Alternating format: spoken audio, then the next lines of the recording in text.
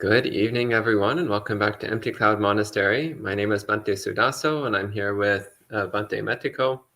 And this evening, we'll be doing our weekly monk chat. So your opportunity to ask questions about Buddhism and possibly get some useful answers, possibly not. We're also joined by the monastery cat, Teddy. So we'll start with paying homage to the Buddha, and then we'll go through questions as they appear. And when we run out of questions, then we'll go ahead and conclude the session. So we'll start with the homage to the Buddha. Namo tassa bhagavato arahato samma sambuddhassa. Namo tassa bhagavato arahato samma sambuddhassa.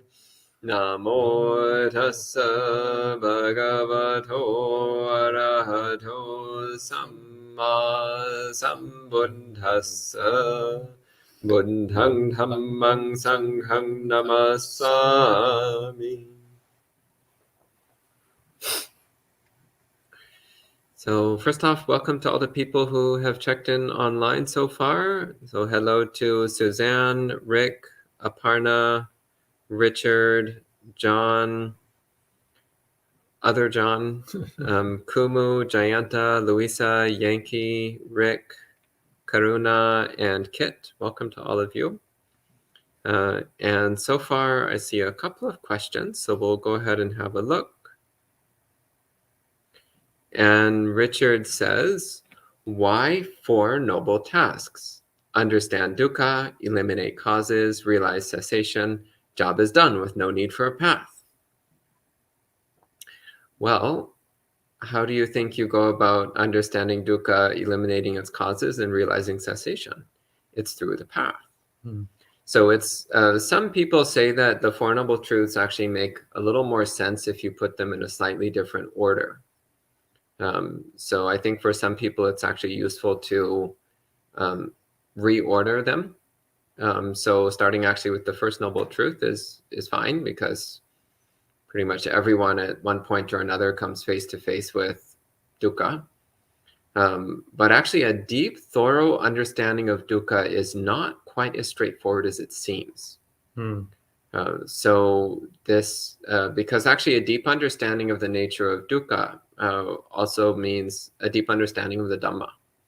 It means an understanding of anicca and anatta, of the impermanence and impersonal nature of things. It means understanding the nature of desire and aversion, understanding how we generate our own dukkha. So a deep understanding of dukkha is actually a little bit deeper than it looks at first glance. But yeah, starting with dukkha. So you see your dukkha and you're like, wow, this really sucks. I wish there was something I could do about all this dukkha. Then you start practicing the path. And through practicing the path, you come to a deeper understanding of what's causing your dukkha. Because as you're practicing the path, you're starting to cultivate the causes of happiness and reduce the causes of suffering. So then you start to more clearly understand how it is that you're causing your suffering in the first place. And also you start to clearly perceive how when you create the necessary conditions, then your suffering diminishes. And as you continue practicing the path, then eventually you come to the full and complete cessation of suffering. So this is a reordering which some people find useful, is instead of having suffering, origin, cessation, path, as we normally do, is instead to move path to the second or third position, and then have cessation of suffering as the final piece of the path. Some people find that more useful.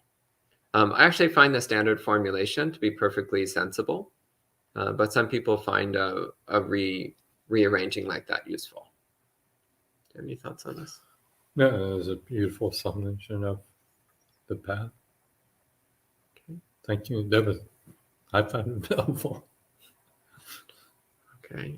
And Rick says, can you talk about the types of joy we can experience from practicing various virtues? I don't quite understand the question. Are you feeling what he's saying here? Not necessarily. I think there's just the joy of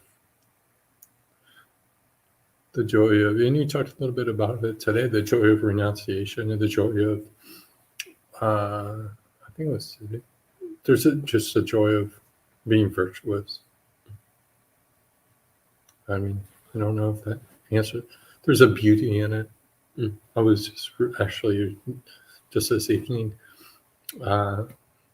reflecting upon that and feeling that joy of just the peacefulness, of the calm of the mind. Being virtuous calms the mind.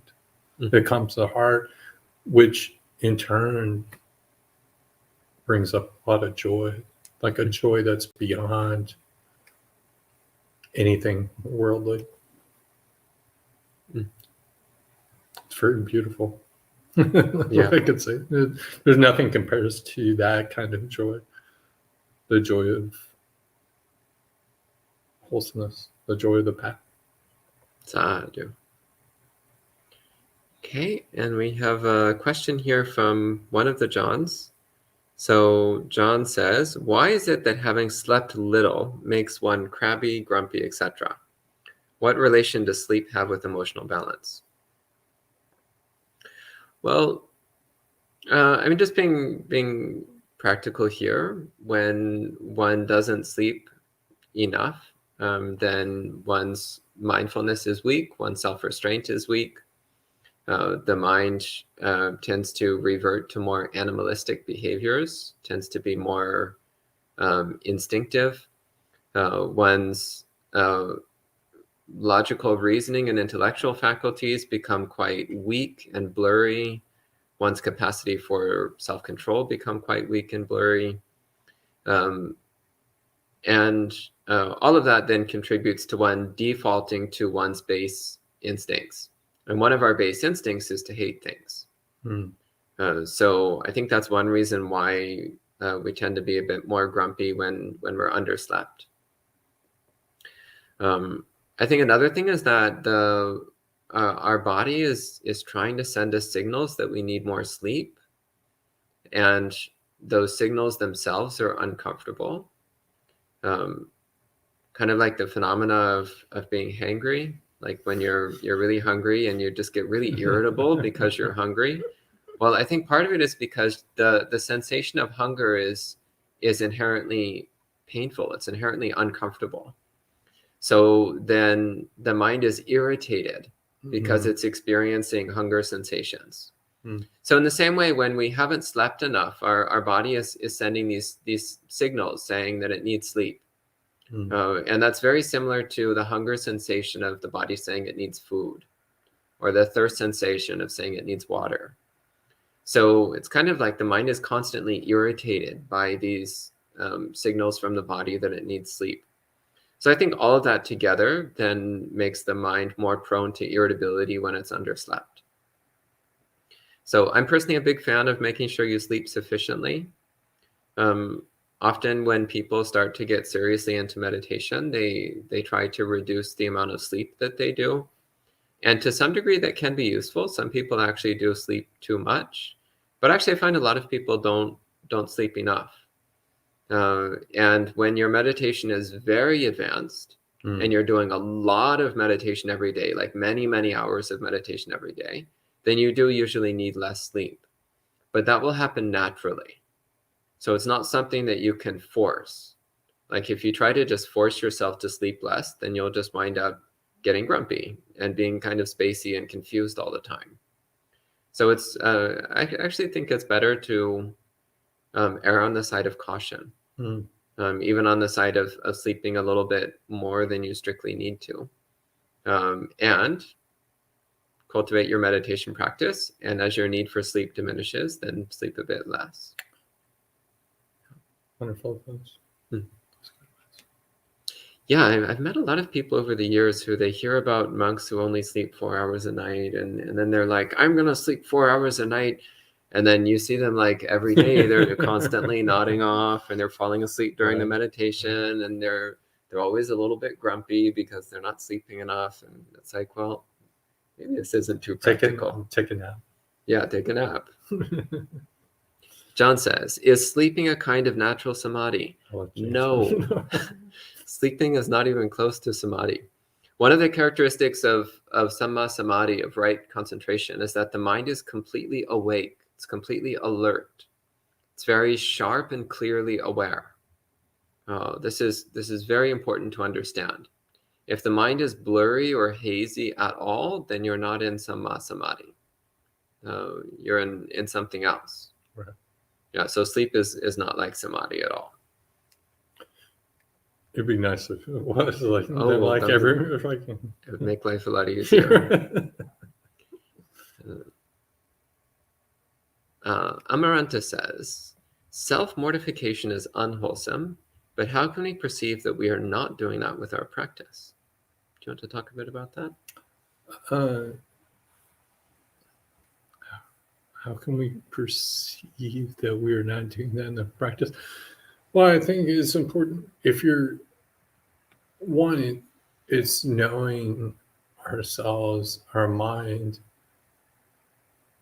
and are we developing these wholesome mind states? Self-mortification is a way, we lead a path of non-harming.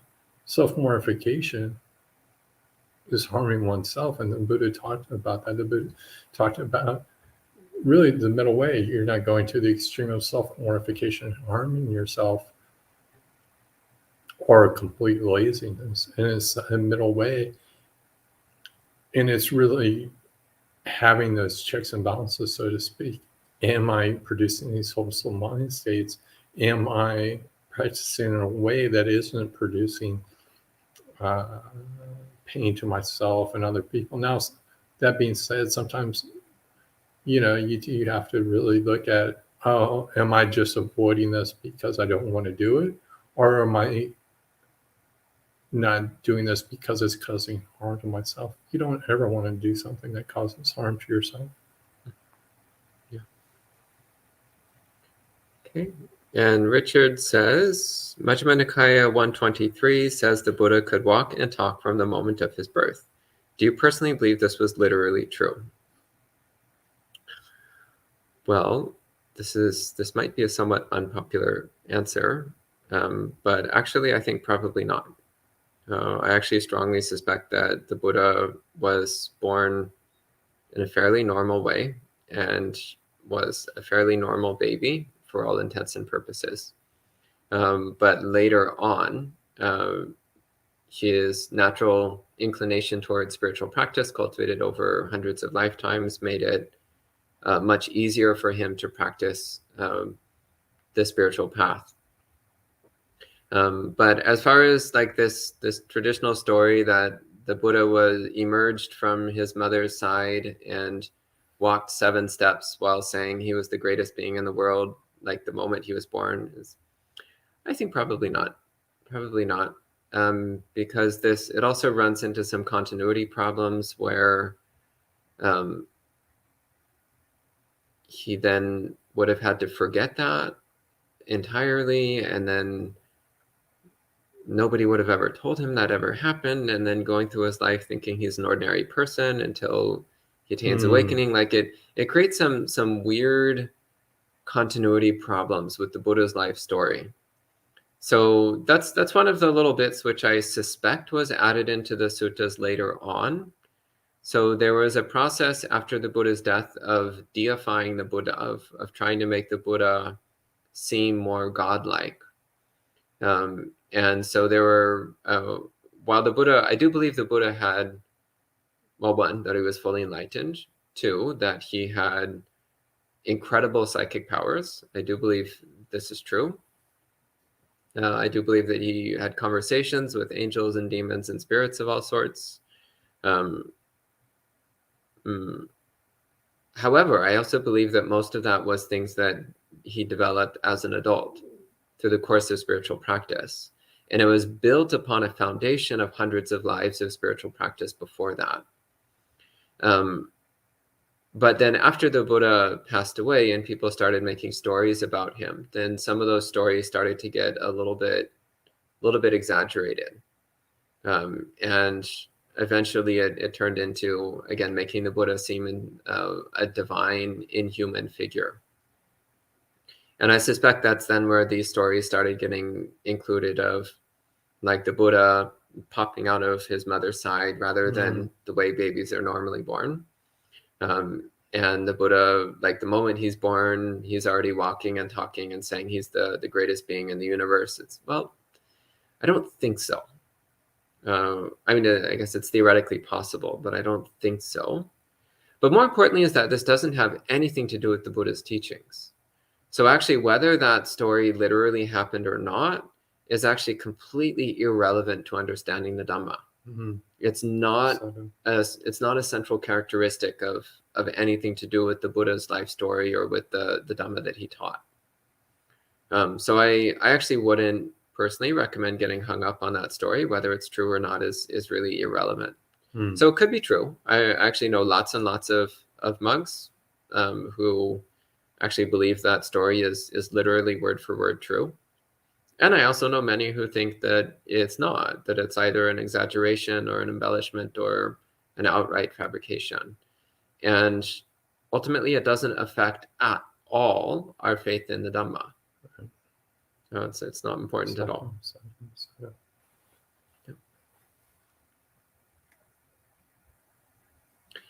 Tannik says, what does the Dana Sutta mean when it said, this is an ornament for the mind, a support for the mind? This is talking about generosity, how we practice generosity because it's an ornament for the mind. What do you think about that?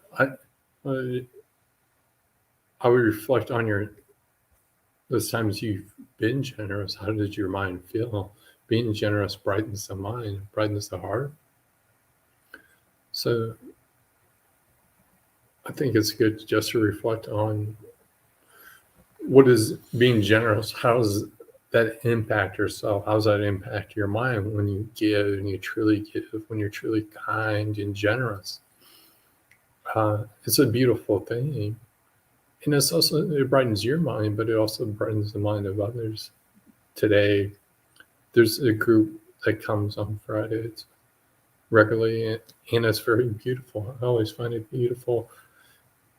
The giving, their generosity brightens my mind as an ornament of my mind, just reflecting on their generosity. And the same for them when they give. I think one just needs to reflect on the generosity that happens in their own mind. It brightens it.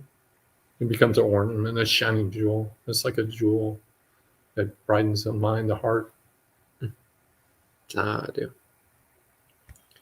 And Nick also asks, does it mean my mind will stop thinking, but I'm just aware during jhana? How do you contemplate when you are not thinking? So yes, during jhana, the mind is clearly aware, but not thinking. That's correct. And how do you contemplate when you're not thinking? So rather than contemplate, I think it's better to use words like perceive. So it's not that you're contemplating impermanence, for example, but you are clearly perceiving it. You're observing it. So we observe, we perceive, which is different from the word contemplate. The word contemplate implies active thinking, yes. Whereas the word observe or perceive does not imply active thinking. So while the mind is well concentrated, then there will not be active thinking going on, but you can still clearly observe the reality of whatever is going on, which in this case means the reality of impermanence. And Suzanne says, Anguttara Nikaya 5.54 says that old age and sickness are not good times for meditation. As a 68-year-old with a chronic health issue, these seem like excellent motivators to practice. What is your response? What do you think?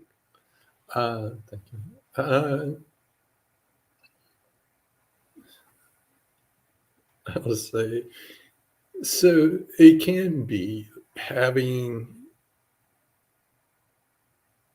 old age. As somebody, I'm older than a lot of monastics, but a young monastic, but old and older in chronological years. And so it can be both a blessing in some ways, but also a drawback. It can be a motivation for practice. We're older. I mean, by being older, we're also closer to death. And so that can be a big motivation for practice. But there's also practical issues. I mean, even being older, I can see the difference between me as a younger person. My memory is not what it used to be, and physically also sometimes we have those aches and pains, and those sometimes can get in the way of meditation. But as he said also too, if used correctly, they can be objects of meditation and bring us closer to understanding the Buddhist teaching. Okay. Yeah, I would just say it depends how you look at it. I know a gentleman told a story about this older person that wanted to ordain, and they said, "My mind is like a lumberjack with a dull axe. I want to chop down a tree, but I have this dull axe and it's harder. I can still do it, but it's harder for me." And so sometimes it can be more difficult as we age and progress. But it doesn't mean we should ever give up, or it doesn't mean we're incapable of following the path. And you're right. I mean, any age has advantages and disadvantages. So too. Okay. And Tanik says, what is the difference between chitta or consciousness and awareness? It's better if you ask with Pali words, because people can translate all kinds of words in all kinds of different ways. And it's better if you ask with the Pali words, because then I can talk about the differences between different Pali words. I mean, the word chitta, it depends on the context, but usually it means mind in a general sense. Consciousness is usually the translation of vijnana, which most of the time refers to sensory awareness, for example, visual awareness. And awareness, well, it can be a translation of sati, what we normally translate as mindfulness. Awareness can also be a translation of sampajanya, which is one of these Pali words that's hard to translate because it has a fairly specific meaning which doesn't translate directly into English. But clear awareness is one way it's sometimes translated.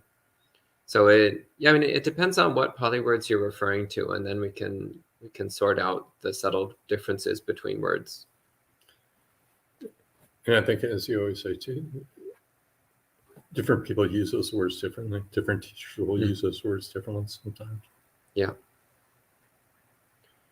And Graf Platen says, are the 32 marks of a great man a later addition to the suttas? Are they symbolic? If so, what is their meaning? Yeah, the 32 marks are one of these weird things which appears a couple places in the suttas. And as far as I know, they are unique to the Buddhist texts. I don't think they've been found anywhere else in early Indian literature. Venerable Bhatta, do you know, did they ever find the 32 marks anywhere else outside Buddhist texts? I think sort of, somewhat, a little bit, but it's not really. Yeah, kind of. It's actually probably come from Persia.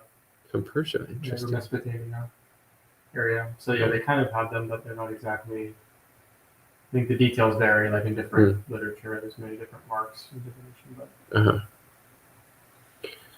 but. I mean, yeah, personally, I think they probably are a later edition because the list is actually quite strange. I will say the list makes a bit more sense in Pali. The translations in English I've seen usually make them sound a lot weirder than they sound in Pali. They're also quite vague, and they're not explained in detail anywhere in the suttas. And it's a really arbitrary list, which doesn't seem to have anything whatsoever to do with Dhamma. So I've always figured it's probably a later edition because it just seems so random and weird.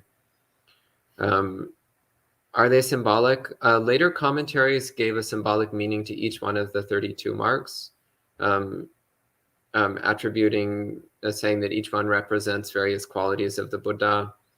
They also had a list of 80 lesser marks, which also have symbolic meanings. But I don't really get into it. I'm not a fan of the 32 marks thing. I feel the same. I've Okay. always, and kind of as you said before, it's not necessarily related to the other question when you were talking about is not necessarily related to the Dhamma or the teachings. So I've never really paid a lot of attention to it, and I always felt it was a later edition. Yeah, it just didn't. It doesn't. It seems off a little bit. Yeah, it doesn't quite have the flavor of Dhamma. Right. Yeah, that's what I felt about it. And Evan says, when we talk about practice, we mostly refer to our meditation practice. Outside of meditation, should we consider other aspects of the Buddha's teaching for formal practice? Kindness, generosity, morality, precepts, constant mindfulness, constant equanimity, sense restraint, self-control, self-awareness. Actually, most of what we talk about during meditation practice also applies outside of meditation practice. It's really only certain specific things, like deep samadhi. There's only really specific things which are only applicable during formal meditation. And actually, a lot of our practice is done outside of meditation. Like, how do you do right livelihood during meditation? Right. You don't. You only do it when you're working. How do you do right speech during meditation? You don't. You only do it when you're talking. So actually, a lot of our practice is outside of meditation by default. Right. I was going to say, hopefully you're not doing speech during meditation. It wouldn't be right. It wouldn't be right speech. The Noble Eightfold Path, it's all, I mean, meditation is just a part of it. Yeah. A small part of it. Yeah. Yeah. Okay. And John says, I often find myself stuck between loneliness, wanting a mutual connection with another person, and fearing rejection and mistreatment. This pattern has withstood many years of Dhamma reflection. How to deal with this? Make friends with solitude. There's only one thing you can ever rely upon in this world. Actually, there's nothing you can rely on in this world. But there's one thing you can almost rely on, which is that you will be the only person who will always be there for you. Nobody else can be relied upon. So make friends with solitude. Yep, that's your only hope. And if by some miracle you happen to have a good friend in your life, well, remind yourself constantly it's temporary. It's true. It's true. It is true. Everything is temporary. Yeah. I would, yes. And as Bhante said, make friends with solitude, make friends with yourself, because, it is temporary. And the person that you get to be with all the time, every day, every minute, is yourself. So learn how to be friends with solitude. Learn how to be friends with yourself. Metta. I would practice a lot of metta and direct the metta towards yourself. And also compassion sometimes. People, if you feel loneliness, it hurts in the heart. When you give compassion to yourself, karuna to yourself. Like, oh, wow, right now there's just pain, instead of being like, oh, I want to get rid of this pain. I want to be with somebody, and kind of going back and forth. Oh, right now my heart hurts. Right now, like, I feel lonely. But you use compassion, give compassion to yourself. Be friends with yourself. Yep. You're always going to be with you. And maybe someday you have a friend, some days you don't. But no matter what, when you're okay with yourself, like, it doesn't matter if there's someone there or not. You have yourself. You have the joy in your heart, the joy that is just being by yourself sometimes. It's easier being by yourself sometimes too. Yeah. Okay, good.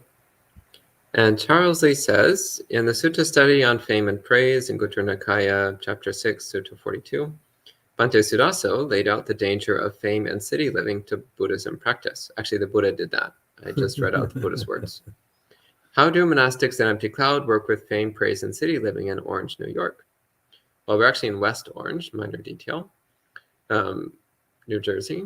And I mean, where we are is actually a quiet suburb where nothing is going on and there's nothing remotely interesting anywhere nearby. And you have to walk an hour just to make it to a shop. And that wouldn't help us any because we don't have money anyway. So I actually don't feel like I live in a city. It's something somewhere in between city and wilderness, but it's still, in my mind, it's more on the wilderness side than the city side. Having actually lived in a city before, I know the difference. This is not living in the city. Yeah. As for the danger of fame, well, I don't feel famous, so I don't feel endangered because, as far as I'm concerned, I'm just another minor character in this grand play that we call Buddhism that's playing out worldwide. So I don't feel particularly imperiled by fame because I don't think I have enough to be imperiled by. But actually, I mean, to be honest, I wouldn't mind to be somewhere where nobody knows me, where nothing's going on that has anything to do with me, where I can just sit quietly in the forest and not have to deal with anything. That would be totally fine. I don't mind at all. As for praise, I'm actually a little bit uncomfortable when people praise me. So that's actually part of my practice, is learning how to tolerate it when people praise me.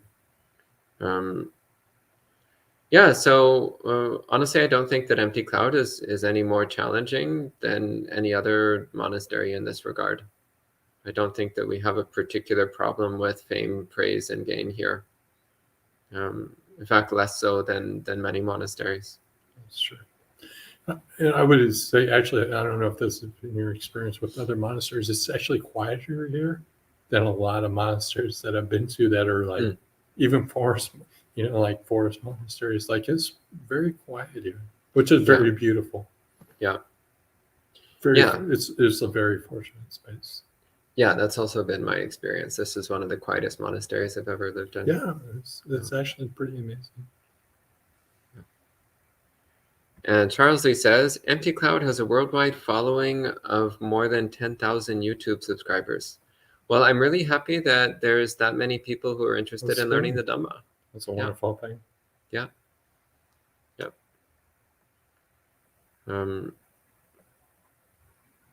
I mean, I know a monk who has over 1 million followers on his social media. So by comparison, 10,000 is not very many. And also 10,000 for the whole monastery. And the whole monastery is not one person. It's actually many different monks who contribute. So again, different situation. I also wouldn't mind if I completely disappeared from the YouTube tomorrow. That would actually be kind of nice. And Bhante Gyanaratana, hello Bhante, says, how can you control greedy from all sides? Greedy from all sides. Practice contentment. This is really the basic remedy to greed is practice contentment. Practice being content with just as things are in this moment.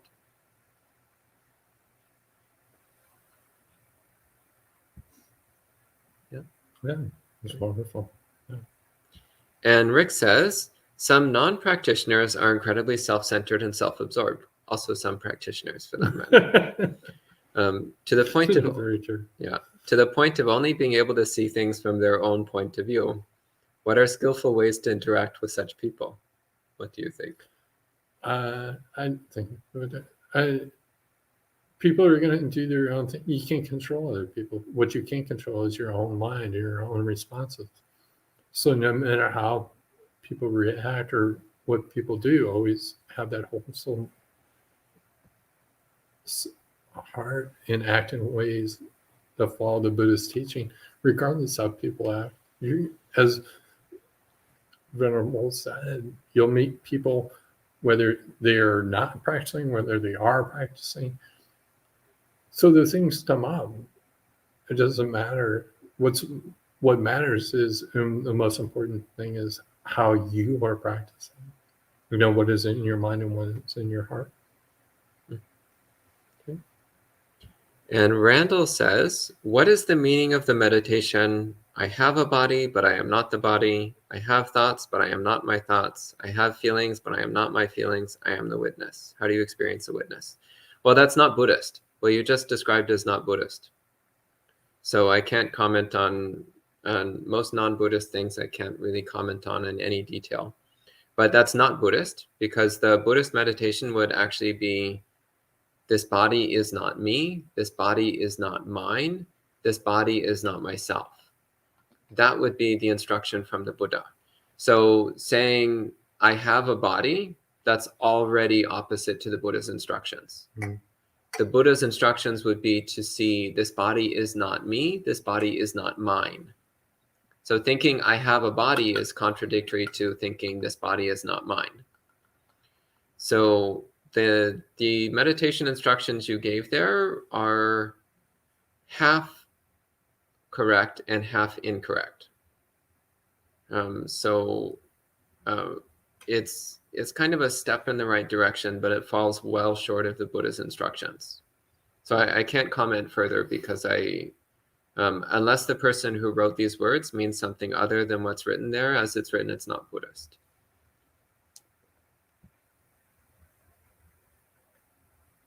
And Sleep Doc says, do Buddhist monks utilize natural forms of healthcare, such as chiropractic care? Yeah, they can utilize whatever kind of healthcare they want. Yeah, whatever works. Yeah. I mean, yeah. Yeah, the Buddha was incredibly permissive when it came to healthcare. It's interesting how much of the monastic rules have exceptions for sickness. Actually, most of them have exceptions for sickness. And then when the Buddha went into different kinds of medicines and health treatments, he allowed practically everything. Mm. Yeah. Which I think goes to pointing to the enlightenment of the Buddha. The Buddha saw the importance and the compassion of the Buddha, knowing like this is a way to care for the monastic order and giving us that freedom. It's really beautiful. Yeah. John says, how is your practice going? Are you doing well? It's going okay. Yeah, I'm doing fine. Yep. You? Yeah. Thanks for asking. That's very kind of you. Yeah, that is.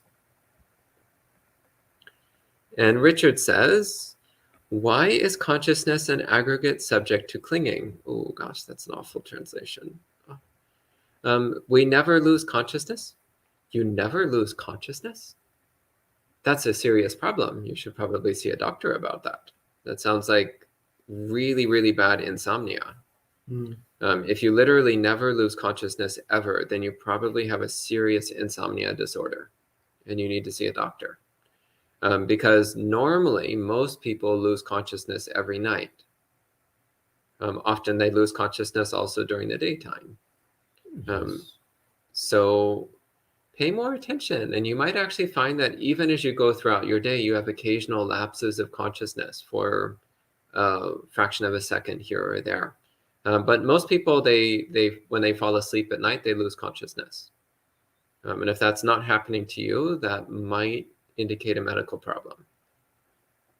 There are rare cases of very advanced practitioners, very advanced meditators who don't need to sleep at all, or are able to remain aware while their body is sleeping.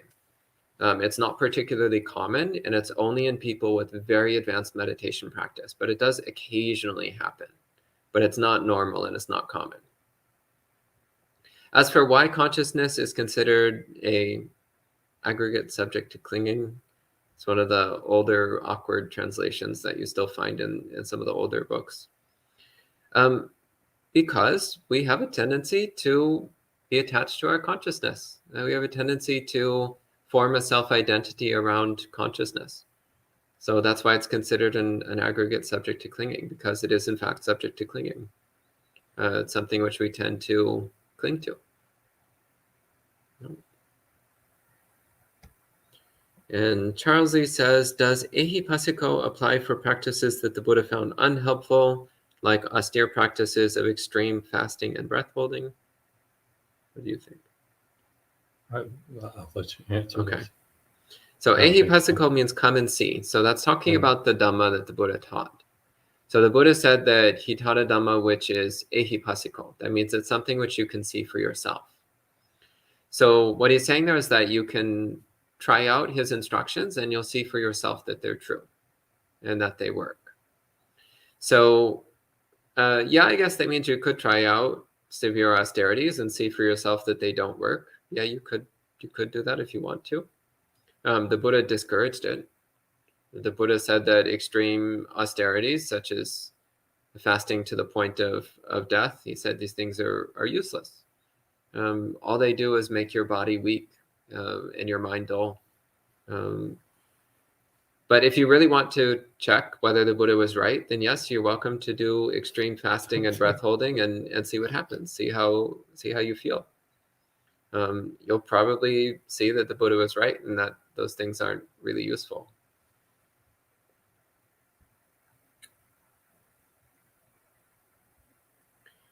Joseph says, could we discuss individualism in Buddhism? I've heard arhants are still classed as individuals with strong quirks, mannerisms, and boundaries. How do we discern what is safe to accept? Well, so let's imagine that a person grows up in, let's say Thailand, just to pick a random example. And they grow up speaking Thai and learning Thai. And they grow up learning Thai language and Thai culture. And then they become an arhat. Are they going to suddenly start speaking English and acting like a dignified British nobleman? Probably not. They're probably going to continue speaking the Thai language and acting like a Thai person and doing Thai cultural things. If somebody is born in France and they grow up speaking French and doing French things and eating French food and relating to the world through a French lens, and then they become an arhat, are they going to suddenly start speaking Thai? Probably not. They're probably going to continue speaking French and acting pretty French. So this is not particularly surprising. But it also has nothing to do with awakening. So what does change with full awakening is that one no longer has any desire, aversion, or delusion. And one no longer has any self-identity in relationship to those things. So taking the example of the Thai arhat, they would not think, I am Thai. My essence and nature is to be Thai. But they would still recognize that their mind has been trained with the language and culture and mannerisms of a Thai person. And that can be changed through new training if there's a need to. But they would recognize that's not who they really are. It's just the result of the conditions they had growing up. Same with the French arhat. They would just recognize that they grew up with conditions that make them speak French and act French, but that's not who they are. It's just the result of impersonal external conditioning. And if necessary, they can train themselves with different conditioning. But there would still be the recognition that they are not fundamentally, permanently, eternally French. That's not who they really are. It's just the result of external conditioning. Yeah. Okay. And Tannik says, how does one do mindfulness in daily life when I'm not doing sitting meditation? Let to go. Thank you, Herbal. I do like, as you say, mindfulness of the body allows one to keep that awareness throughout the day, always returning to the body or the breath. I found mindfulness of the body very helpful because our body's always there. And so we can always return to it. You're either standing, you're sitting, you're moving. So you have that awareness throughout the day, and you can carry that with you. And I think also recognizing the importance of it helps a lot. Oh, I've lost my mindfulness. It's just like driving a car. Like if you're really spaced out, you're gonna wreck. You're gonna have problems. So throughout the day, you realize the importance of being mindful, staying within the body. Otherwise, yeah, you can act in ways that are harmful to yourself or to other people. Also, I found having mindfulness of the body, just keeping your awareness there, it really allows you to, instead of, it gives a little bit of space sometimes. Some things are happening in our lives. Maybe somebody says something that we don't like. Maybe we're in a situation where we're feeling aversion. But when we have mindfulness of the body and we keep that mindfulness there, we can see it arise and respond appropriately instead of saying something that's inappropriate or acting inappropriately. Keeping that mindfulness in the body, we recognize, oh, this is occurring. This is something I don't like. Here's an appropriate response instead of acting in ways that are unskillful. I think that's a good way of doing it. And then walking, I've found doing not just walking meditation, I found that carries over throughout our daily lives a little bit. Good. And maybe you can take this next one as well. It says, how important is doing puja for a layperson? Go ahead. I think it's very important.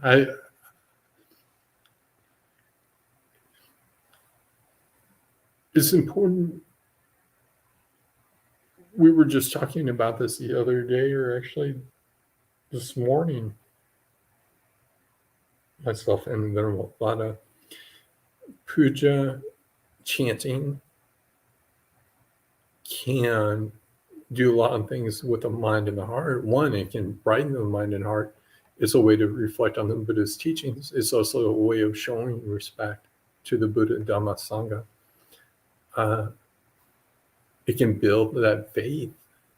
It can build, also there's been times when I've done puja, and you can do that, it doesn't matter, layperson, monastic, where all of a sudden this line in the chanting, like maybe it's something I've chanted 100 times, but for some reason, that moment, that day, all of a sudden, like it, oh my gosh, like it just all of a sudden that it opens the heart, it opens the mind. Or we can even use puja as a way of reflecting. In our sitting meditation, we do puja, we do chanting, and then we sit and we can use the words that we've chanted sometimes as our meditation, reflecting upon that in our meditation. So I think it's very important for all people, lay people, monastics. I believe in very strongly in puja. And Karuna says, why is the numbering system of the Sutta Pitaka not standardized? Just now I looked for the Dana Sutta. It was AN 7.52 in one place and AN 7.49 somewhere else. Because Buddhism is disorganized. There is no Vatican of Buddhism. So every Buddhist country has developed its own way of regulating Buddhism within that country, but there is no central regulating body for Buddhism, which is a great thing, by the way. It's actually really, really good that there's no Buddhist Vatican. In fact, the existing micro-Vaticans should all be destroyed.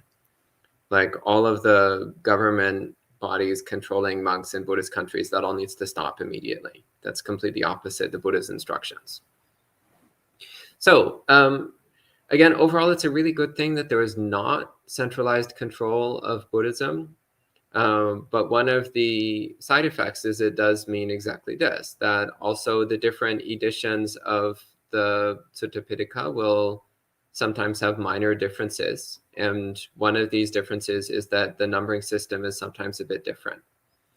Sometimes it's that something which in one edition is divided up into 2 or 3 different suttas. In another edition, it's all condensed into one, or vice versa. Something that's one sutta in one place is divided up into multiple ones somewhere else. Sometimes there's slight variations on a sutta, which are in one sutta, there's only one version. In one edition, there's only one version of a sutta. In another edition, there's multiple versions listed as separate discourses. So it also can change the numbering a bit. In some places, suttas which were reduced, in other places are expanded. So it also can change the numbering. There's a number of reasons why, but it is just something to be aware of. If you're looking for a specific discourse, you might need to look plus or minus 2, 3, 4 suttas from the number you're looking for. Yeah, but I would actually say it's one of the charming things about Buddhism, the fact that it is in fact a bit disorganized.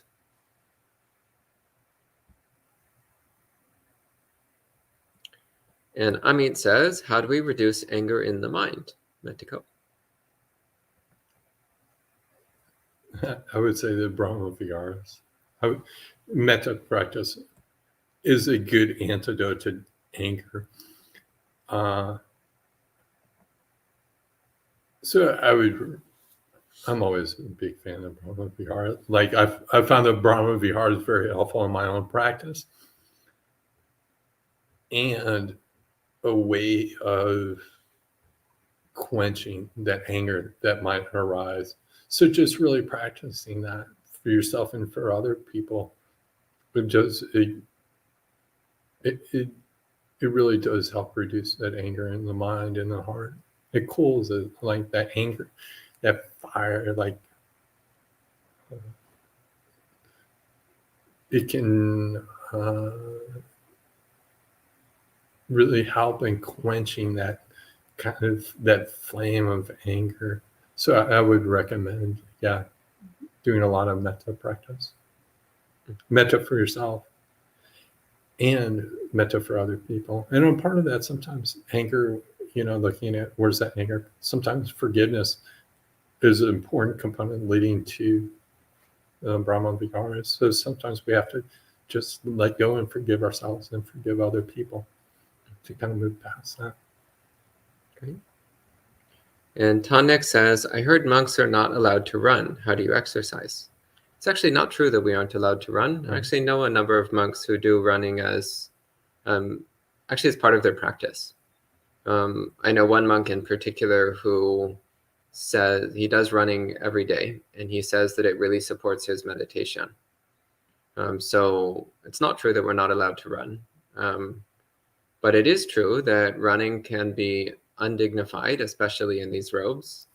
So I think that's the main reason why most monks don't run, is just because it's a bit undignified and awkward. Yeah. How do we exercise? Walking is very common for monks. A lot of monks also do qigong or yoga or other similar peaceful forms of exercise. Many monasteries also have a fair amount of physical labor involved, such as chopping wood or construction work or things of that sort. So it's, in different ways. Going out for alms, you can be walking for a while. Your bowl gets heavy. Yeah. Also the practice of tudong, of wandering. Yes. So when we do tudong practice, we're often walking 15, 20, 25 kilometers a day. So that definitely will keep your body healthy. Yeah. And Randall says, perhaps the right question is, what is the Buddhist practice for identifying and non-identifying in order to experience the true self? So, well, actually, as I mentioned earlier, one practice is to regard every aspect of body and mind as this is not me, this is not mine, this is not myself. That's actually one very direct practice the Buddha recommended. A slightly more indirect practice, which tends to be a bit easier, is to start with mindfulness of body and mind. And when you have clear awareness of your body, then pay attention to its impermanence. Pay attention to the fact that every aspect of the body and mind is constantly changing. And because it's constantly changing, it cannot be truly you. So this is a slightly more indirect way of approaching the same thing, which is to break self-identity, to remove self-identity. Yeah, here's in order. Yeah. And Tonic says, how do you reconcile compassion and also let go? Well, it's not true compassion if you're holding on. You have to have compassion also with wisdom. I think, yeah, if you're holding on to something, you're not being compassionate towards yourself. Like, even that other person, like, you're thinking about something that happened 3, 4, 5, 10, 15 years ago. I'm sending compassion. Like, you're still holding on to it, which is impeding yourself. It can get in the way of your practice. And also, what's important to remember, the Brahma Viharas, which Compassion Karuna is a part of, they're all support each other. Upekkha, equanimity, being the final part of it. And so if you're not letting go, you're not letting the true equanimity arise. So it becomes almost natural, like you learn through wisdom, through equanimity, how to let go. Okay. And Karuna says, in that sutta, the Buddha lists the fruitfulness of giving in ascending order. Why is this one so low? They give a gift thinking, I cook. They don't. It wouldn't be right for me to not give to them. It seems like it should be higher than giving because ancient Brahmin seers did, or your mind becomes clear and you become happy and joyful. And I see your point. But I think that, first off, it's important to note that the Buddha said giving is always good for any reason. Practicing generosity is always a wholesome thing, a good thing to do. But in this particular case, so doing things because ancient Brahmin seers did, well, the point there is when you're doing something out of faith in an established spiritual tradition. So setting aside this specific thing of ancient Brahmin seers, the point is someone who is thinking, this is an ancient spiritual tradition, incredibly wise and highly advanced spiritual practitioners were practicing generosity and praising generosity. So it's coming out of a deep faith in ancient spiritual tradition, a deep commitment to carrying on ancient spiritual tradition, and a wish to follow in the footsteps of the great wise people of the past. So I think that's why it's placed higher, is because this is indicating a sense of faith and commitment to ancient spiritual tradition. Whereas just thinking like, I cook, they don't, I should give them some food. It's like, well, that's still a beautiful mind, but that's not necessarily a mind of devotion to ancient spiritual tradition. So I think that's the difference here. And then the one about giving because giving makes the mind clear, happy, and joyful. So that I think is coming from, once again, a recognition of the effects of spiritual practice. It's recognizing that generosity is not just like something nice you do to the poor beggars, but rather it's something that actually makes your mind peaceful and joyful. It's something that cultivates clarity and wisdom and tranquility and bliss in the mind. So it's recognizing, once again, that generosity is part of spiritual development rather than just something mundane. So I think that's the difference here, is that both of these are about spiritual practice rather than merely something on the level of the worldly and the mundane. And John said, you spoke earlier about the Buddha permitting a wide range of medicines. Are there any teachings on herbal medicines for stabilizing emotions? Well, there's the thing about being possessed by demons. So when you're possessed by demons, then certain things are allowable as medicine, which normally wouldn't be. So maybe that fits in this category. But no, I mean, as far as I can recall, the Buddha didn't go into much detail around specific medical conditions. But I would say that stabilizing emotions would fit within a broad category of medical conditions. So I'm personally fine with that. If somebody has an emotional condition that requires a medicine, I don't think the Buddha would have a problem with that. Oh, No, the Buddha was very practical and very kind. This is important to remember. So, and I think that's reflected in all the permissiveness around medical treatments from the Buddha. It reflects his practicality and his kindness. Yeah, I think you see that coming through in a lot of, I don't know, things. Just in a lot of monasteries, just dealing with other monastics. There's like, the understanding of supporting one's health, the importance of that. Okay, and Tannik says, what is the link between habit and kamma? Say I have no intention or volition of doing good or bad, but it's just a mindless habit.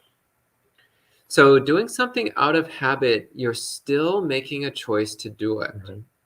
I would say that the karma is substantially weaker. So because when we're doing something out of habit, then our intention is not very clear and not very strong.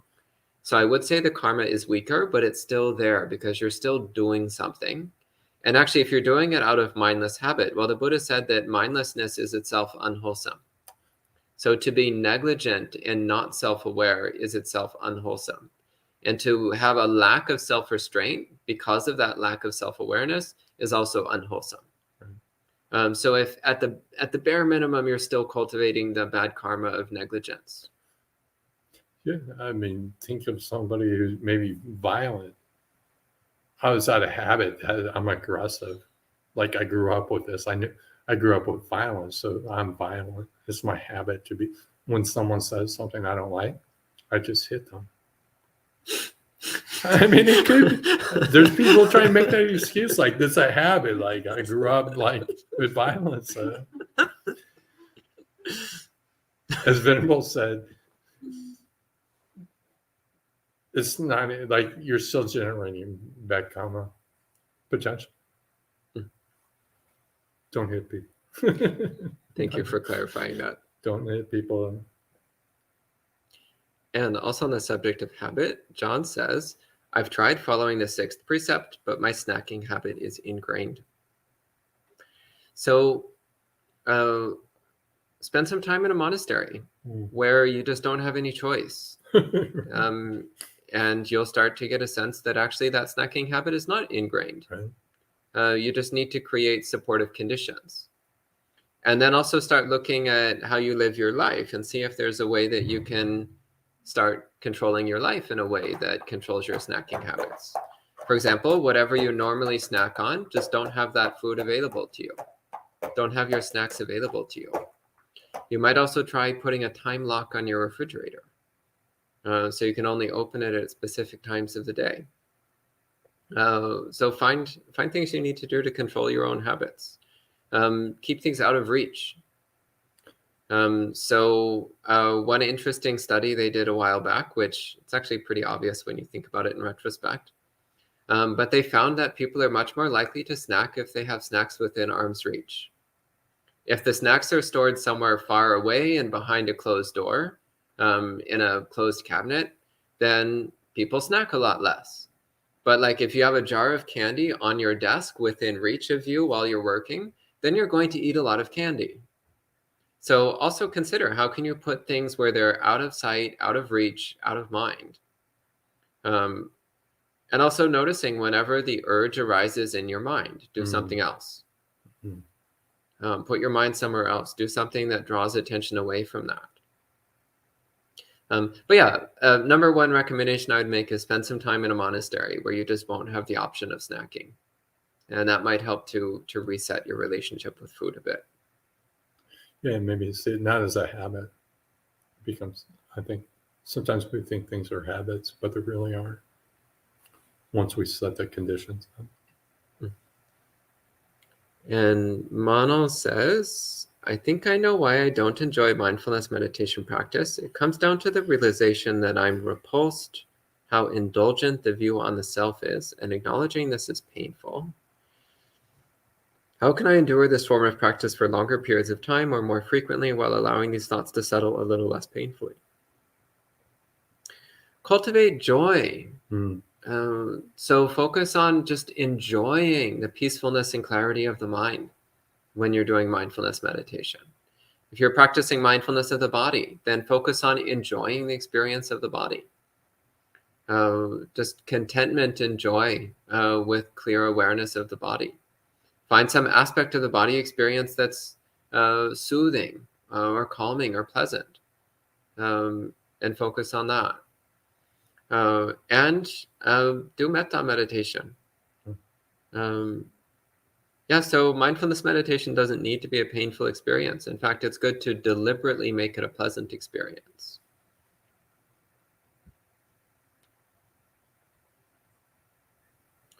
This is very similar to the earlier question, unless you have something else you wanted to add on this. No? Yeah, Rick, I think this is very similar to the earlier question on aging and sickness, so I'll refer you back to that. And Suzanne says, thank you for the distinction between thinking about versus perceiving. In the awakening factors, how should one do Dhamma-vichya? That's often translated as investigation. Well, again, similarly, to explore or investigate something doesn't necessarily mean doing so intellectually. It can. And in fact, I think Dhamma-vichya includes intellectual analysis and an intellectual investigation. But it can also be more in the category of observation of Dhamma within our experience. So I put it in the same category.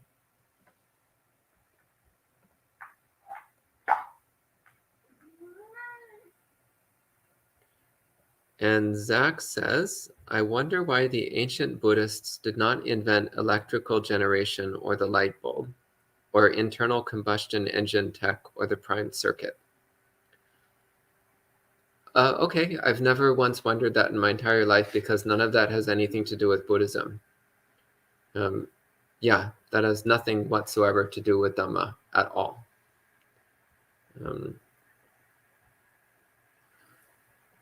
And Amit says, can you discuss mudita? Do you have anything you want to say on mudita?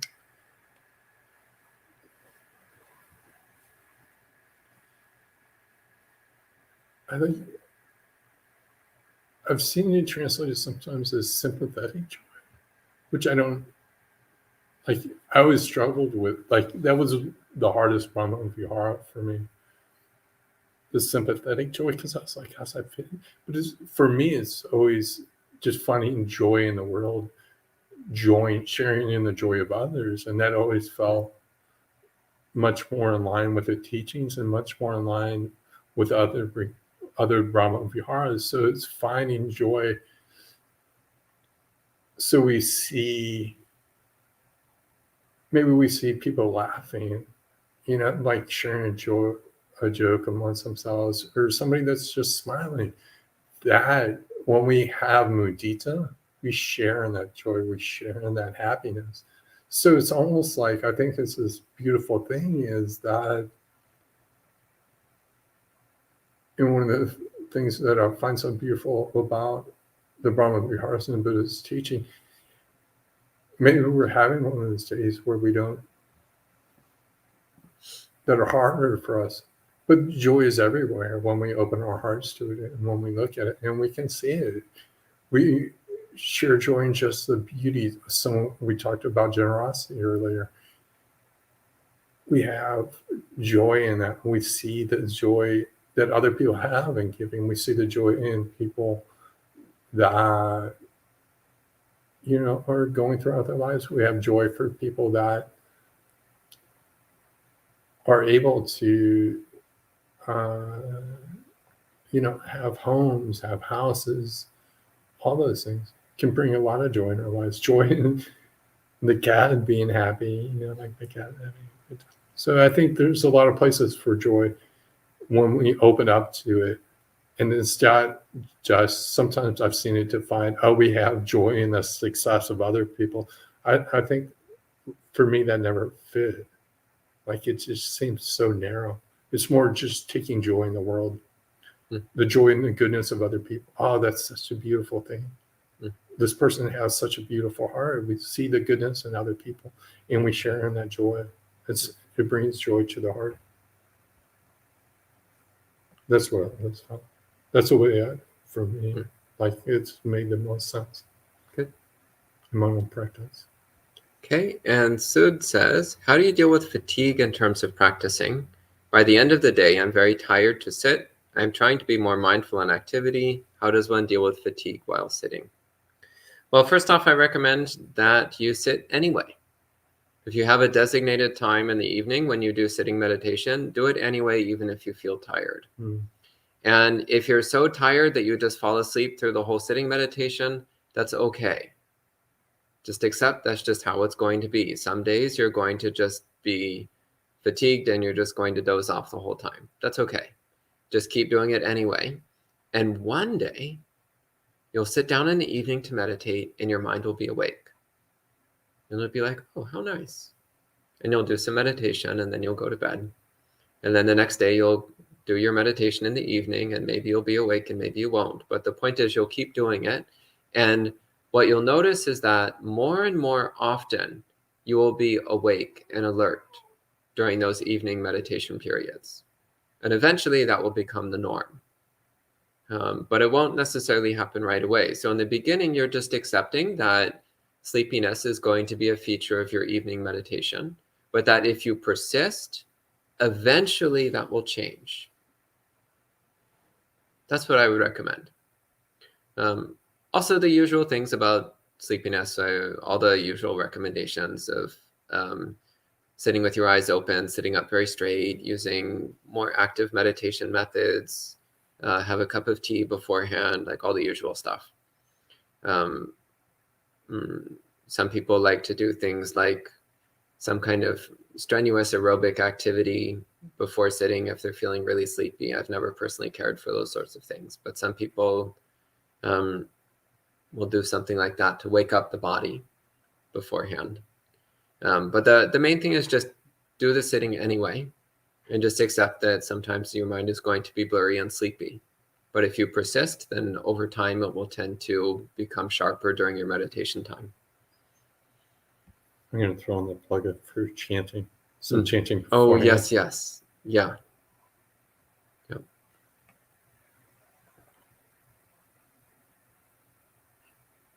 And Rick says, Ajahn Brahm shared a story of feeling aversion toward having to do days of exhausting physical work when he was a novice.